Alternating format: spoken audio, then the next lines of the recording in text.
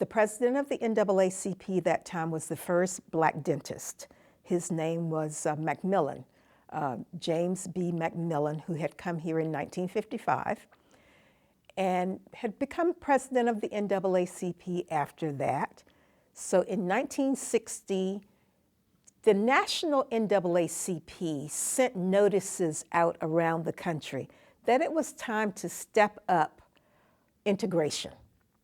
And so Macmillan decided, okay, we're going to step it up here in Las Vegas. So he sent a letter to the mayor of the city, Mayor Cragen, I believe is the pronunciation of the name, sent a letter saying that by March 26th of 1960, we want the Strip integrated. He sent that letter and gave the city about 3 weeks to accomplish integration. On the morning of, and during that period, during that 3-week period, the black community began to organize. They began to have meetings, using some of the black churches to have those meetings. Lubertha Johnson talks about it in her oral history. Other people talk about it in their oral history. They talk about strategizing. What's going to happen? Let's have a march on the Strip.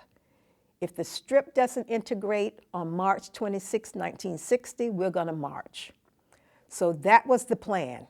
So the organizing, you're teaching blacks how to march. You're teaching them how not to have any violence. So that was going on. Behind the scenes, Macmillan and some of the other leaders are negotiating with the powers that be. And we're not just talking about the elected officials here in the city. We're talking about the powers, the ownership of the Strip and the downtown casino industry. So they're negotiating behind the scenes. On that Saturday morning, March 26th, a meeting is held.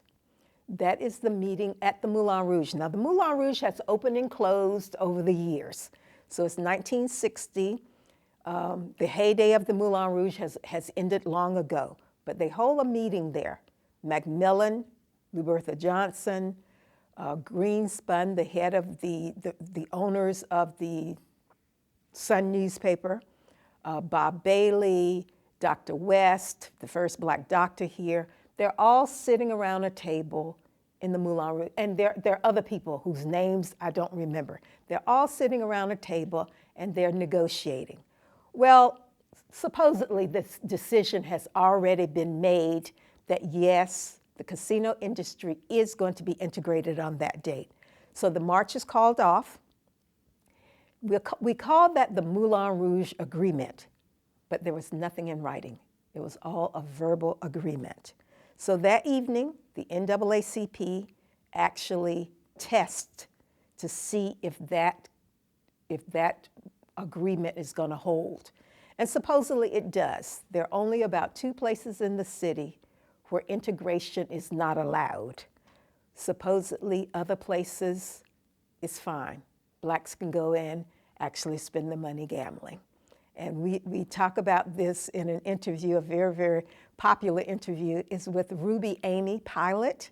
And she talks about that evening and how she goes into one of the casinos and how she's glad to be in the casino and all of that and able to participate in the fun and all of that.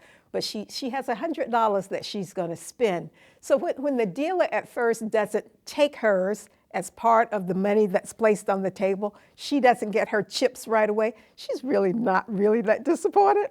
But then the owner of the casino or one of the managers of the casino realizes what's happening, comes over and whispers to the dealer that yes, he can take her money.